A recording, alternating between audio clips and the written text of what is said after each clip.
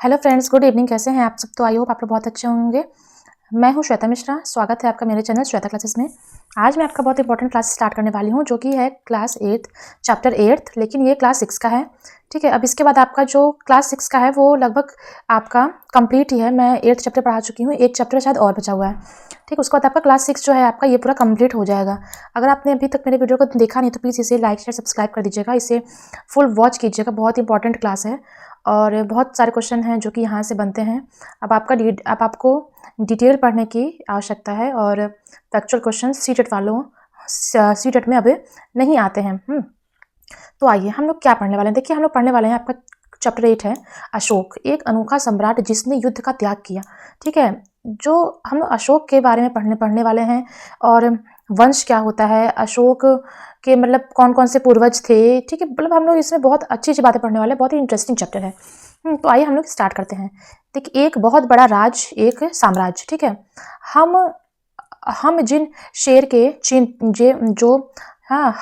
जिन शेर के चित्र रुपए पैसे पर देखते हैं उनका एक लंबा इतिहास है। ठीक है, यही जो अशोक चिन्ह है। ठीक है, और इनका एक बहुत बड़ा इतिहास है। उन्हें पत्थरों को काट कर बनाया गया है और उन्हें सारनाथ में एक विशाल स्तंभ पर स्थापित किया गया है। ये अगर आप जाएंगे सारनाथ, ठीक है, तो ये वहाँ पे स्थापित हुआ है। इतिहास के महानतम राजाओं में से एक अशोक के निर्देश पर इसके जैसे कई स्तंभ और पत्थरों पर अभिलेख उत्कीर्ण किए गए हैं। ठीक है, इसके पहले हम यह जान लें कि इन अभिलेखों में क्या लिखा हुआ है। यह समझने की कोशिश करें कि इनका राज्य उनके राज्य को साम्राज्य क्यों कहा जाता है। उनके राज्य को साम्राज्य क्यों कहते हैं। अशोक जिस साम्राज्य पर शासन करते थे उनकी स्थापना उनके दादा चंद्रगुप्त मौर्य ने 2300 साल पहले की थी।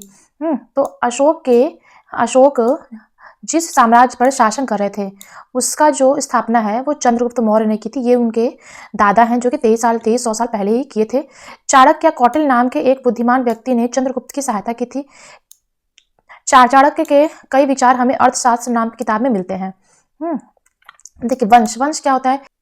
एक ही परिवार के कई सदस्य जब एक के बाद एक राजा बनते हैं तो उन्हें वंश कहते हैं। तो सबसे पहले मौर्य वंश में कौन बना था? चंद्रगुप्त, फिर उनका बेटा बिंदुसार, फिर बिंदुसार का पुत्र अशोक। तो अशोक के पिता का नाम क्या था? बिंदुसार, और बिंदुसार के पिता का नाम था चंद्रगुप्त मौर्य। ठीक है, तो ये उनका वंश पूरा चला था। साम्राज्य में बहुत से नगर भी थे। इसमें से राजधानी क्या थी? पाटलिपुत्र, उज्जैन और तक्षशिला जैसे नगर प्रमुख थे। तक्षशिला जो है वो उत्तर भारत और पश्चिम एशिया के लिए आने जाने वाले का मतलब मार्ग था। ठीक है, उसी तरफ उज्जैन जो है वो उत्तरी भारत से दक्षिणी भारत जाने वाले रास्ते में पड़ता है। ये हो गया आपका कहाँ से कहाँ तक पड़ता है, ये आप देख लीजिएगा। साम्राज्य के बहुत बड़े क्षेत्र में किसान और पशुपालकों के गांव बसे हुए थे। मध्य भारत जो इलाका है वहाँ पे ज़्यादातर हिस्सा जो है वो जंगलों में भरा हुआ है। वहाँ लोग फल फूल का संग्रह और जानवरों का शिकार करके अपनी जीविका चलाते थे। और अलग अलग इलाकों में लोग भिन्न भिन्न भाषाएं बोलते हैं। वे लोग शायद अलग अलग प्रकार का भोजन भी करते होंगे। ठीक है, और अलग अलग प्रकार के पोशाक भी पहनते होंगे। ठीक है, अब देखिए राज्य साम्राज्य से भिन्न कैसे हुआ। चूंकि साम्राज्य राज्य से बड़े होते हैं, उनकी रक्षा के लिए बड़ी सेनाओं की आवश्यकता होती है। ठीक है, इसलिए वो बड़े होते हैं। इसी कारण है कि ये बड़ी संख्या में कर इकट्ठा करने वाले अधिकारियों की आवश्यकता पड़ती है। इसीलिए जो राज्य है वो साम्राज्य से भिन्न है। साम्राज्य का प्रशासन कैसे चलता है। ठीक है, और उसके बाद यहाँ पे आपका देखिए लिखा है राजधानी में सम्राट। ठीक है, राजधानी में सम्राट कैसे राज्य करते थे। ठीक है, ये आपको पढ़ना है। फिर अशोक एक अनोखा सम्राट, तो यहाँ पे आपको पढ़ना। तो यहाँ से देखिए बहुत सारे क्वेश्चन तो आते नहीं है, लेकिन हम एकदम फास्ट पढ़ लेते हैं। मौर्य साम्राज्य बहुत बड़ा था और इसलिए अलग अलग हिस्सों में अलग अलग ढंग से शासन करता था। पाटलिपुत्र और उसके आसपास के इलाकों पर साम्राज्य का सीधा नियंत्रण था, सम्राट का। इसका मतलब यह है कि इलाकों के गांव और शहर में किसान, पशुपालक, शिल्पकारों और व्यापारिकों से कर इकट्ठा करने के लिए राजा अधिकारियों को नियुक्त करते थे, और जो राजा के आदेशों का उल्लंघन करते थे अधिकारी उनको सजा दिया करते थे। मतलब जो उनकी बात नहीं मानते थे गांव के और शहर के जो किसान, पशुपालक, शिल्पकार और व्यापारी लोग हैं, तो उन्हें सजा मिलती थी। मौर्य साम्राज्य के भीतर, ठीक है, कई छोटे छोटे प्रांत हैं। इन पर तक्षशिला और उज्जैन जैसी प्रांतीय राजधानी से शासन किया जाता था। कुछ हद तक पाटलिपुत्र से इन क्षेत्रों पर नियंत्रण करते थे, लेकिन अक्सर राजकुमार को वहाँ का राज्यपाल गवर्नर बनाकर भेज दिया करते थे। लेकिन ऐसा लगता था कि जगहों पर स्थानीय परंपरा और नियमों को ही माना जाता है। ठीक है, तो यहाँ से इतने क्वेश्चन आते नहीं हैं आपके। देखिए क्या होता है नजराना, ये हम लोग देख लेते हैं। जहाँ कर नियमित ढंग से इकट्ठे किए जाते थे उसे क्या कहते हैं, नजराना। ठीक, यही है इसका मतलब। अब देखिए, राजधानी में सम्राट मेगास्थनीज चंद्रगुप्त के दरबार में पश्चिम एशिया के यूनानी राजा सेल्यूकस निकेटर का राजदूत था। तो कुछ देखा, उसका विवरण यहाँ दिया। सम्राट का जो जनता था उसके सामने आने वाले अवसरों पर शोभा यात्रा के रूप में जश्न मना रही है और उन्हें एक सोने की पालकी पे ले जाया जाता है। उनके अंग रक्षक जो है वो सोने चांदी से अलंकृत हाथियों पर सवार होते हैं और कुछ अंग रक्षक पेड़ों को लेकर चलते हैं। ठीक है, और जो मतलब राजा सम्राट के सिर के चारों ओर चक्कर काटता है, सिर के चारों ओर चक्कर काटता है। और राजा सामान्यतः हथियारबंद महिलाओं से घिरे होते हैं। वे हमेशा इस बात से डरे होते हैं कि कहीं कोई उनकी हत्या करने की कोशिश न कर दे, या उनका खाना खाने से पहले खास नौकर उस खाने को चखते थे। वे लगातार 2 रात एक ही कमरे में नहीं सोया करते थे।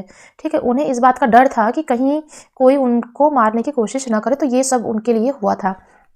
राजधानी में यह एक विशाल और खूबसूरत नगर है। यह एक विशाल प्राचीर से घिरा हुआ है। इसमें 570 बुर्ज और 64 द्वार हैं। 2 और 3 मंजिल वाले घर और कच्ची ईंटों से बने हुए हैं। तो यही है।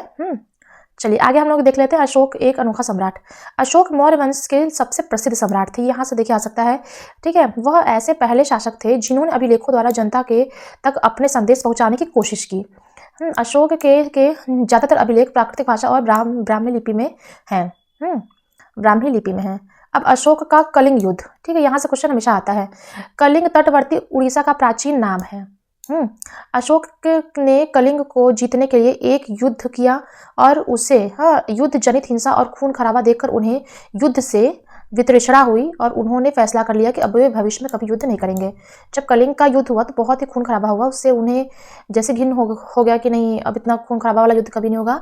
तो उन्होंने फैसला किया कि अब हम युद्ध कभी नहीं करेंगे। अशोक का धर्म क्या था?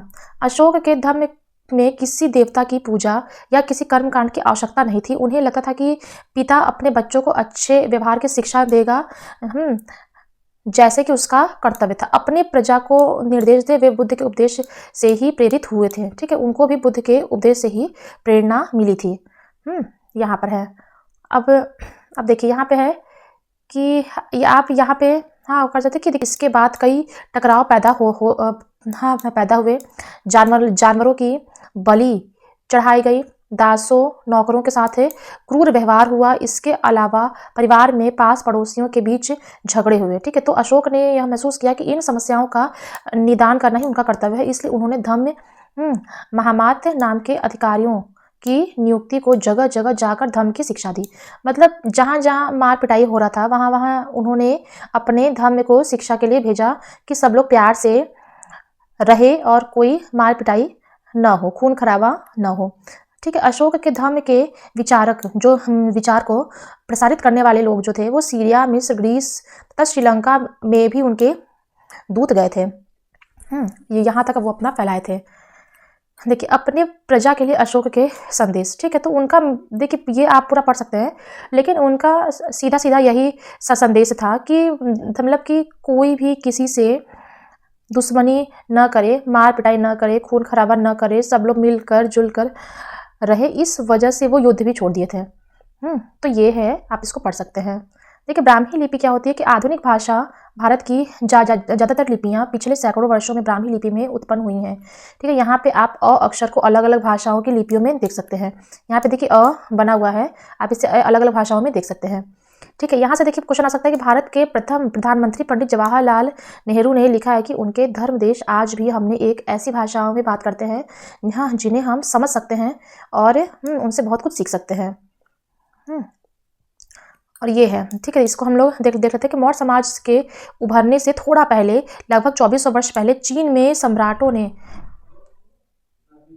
चीन की दीवार का निर्माण किया। इससे बनाने का उद्देश्य था कि उत्तरी सीमा की पशुपालक जो है वो लोगों की रक्षा करना था।